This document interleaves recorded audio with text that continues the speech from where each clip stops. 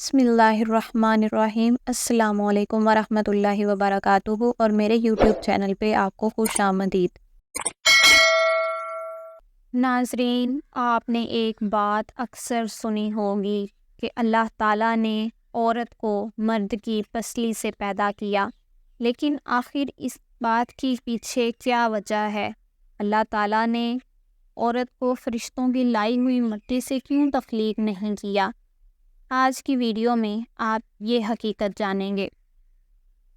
دوستو، مرد کی پسلی سے عورت کو بنا کے اللہ نے مرد کو اپنی اس حکمت کا اشارہ دیا کہ میں نے عورت کی تخلیق فرشتوں کی لائی مٹی سے نہیں کی، میں نے اسے تمہارے جسم کے حصے سے اس لیے نکالا کہ عورت کا تقدس اور پردہ قائم رہے، فرشتوں کو بھی خبر نہ ہونے پائے کہ زمین کی لائی ہوئی کس مٹی سے عورت کی تخلیق ہوئی۔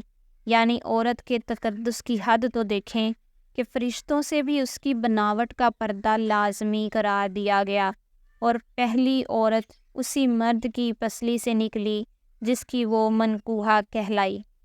اب بات آتی ہے پسلی کی کہ عورت پسلی سے کیوں نکلی؟ کیا ٹیڑھا پن وہاں سے ملا؟ نہیں، یہاں بھی حکمت سے خالی بات نہیں۔ انسانی جسم میں دل اور بہت سے نازک پارٹس پسلی کے پیچھے چھپے ہوئے ہیں، یعنی پسلی ایک ڈھال ہے ان نازک پارٹس کے لیے۔ تو اللہ پاک نے عورت کو پسلی سے نکال کے یہ نہیں بتایا کہ عورت میں ٹیڑھا پن ہے، بلکہ اس نے عورت کو پسلی سے تخلیق کر کے یہ بات سمجھا دی کہ عورت وقت پڑنے پہ ڈھال بھی بن سکتی ہے۔ عورت ماں، بہن، بیٹی اور بیوی بھی ہے۔ کسی کی عزت کو مت اچھالیں، جتنا ہو سکے ہر بات میں مثبت پہلو تلاش کریں، منفی پہلو نکال کے اللہ کی بنائی تخلیق اور چیزوں کا مذاق نہ بنائیں۔ عزت کیجیے بیٹیوں کی، کیا فرق پڑتا ہے اپنی ہوں یا غیروں کی۔